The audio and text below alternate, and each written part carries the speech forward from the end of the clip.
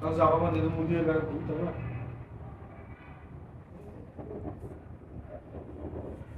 Ada tu dah kan ada je. Oh, Oh, malu gitu. awak bila kau tidak kau beri. Akan. Harus juga tu bilang dia. Allah. Baru lah bilang. Oh, masya Allah jawab terus. Usman berkata, Sudah apa kata? bagus kusah berkata. Baru lah. Allah. Maan kaya kamu kena tu. Ah, awak sih. Ah, ada. Lagi mana? Lagi ya. Asli tu baru baru tadi. Ya, masih dapat minta. Minta. Ah. Ya boleh tu. Cuma dah rasa mana Oh, ni apa sih ya dia? Ah. Oh ya. Ya, kena jerawat tu yang ada. Oh, ya. Wallahi banyak nama ya. Salam. Atas. Mana? Kita asal. Dia rumah berdua kuat tu. Oke, bersalam. Aman saja tu. Semuanya pernah itu. Sebenarnya pada. Anak sekolah itu. Sebenarnya ini dah ada.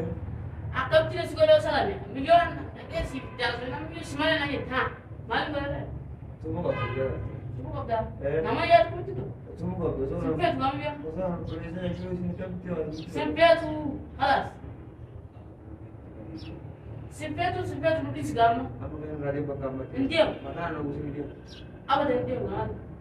Dia. Eh, Dia taman ni kan ada. enggak.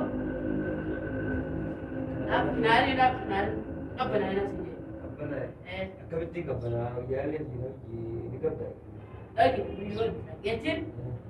Kena. Baris berbadan dia. Akan naik terbaik. Milion apa dah? Hah?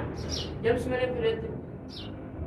Oh, मैं हमारा रन किया किया था कब कब आते बात नहीं हुई ये ज़्यादा नहीं नासा बड़ी दर होता है Sejarah. Oh, sejarah dah ada.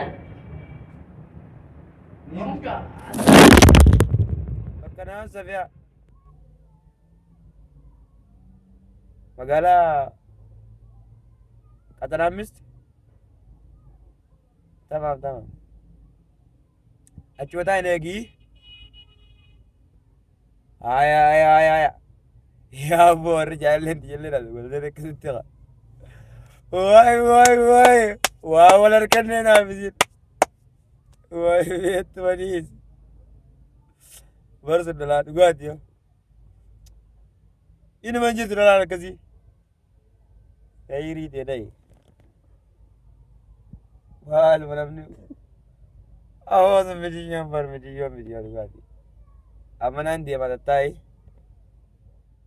Nagita ta.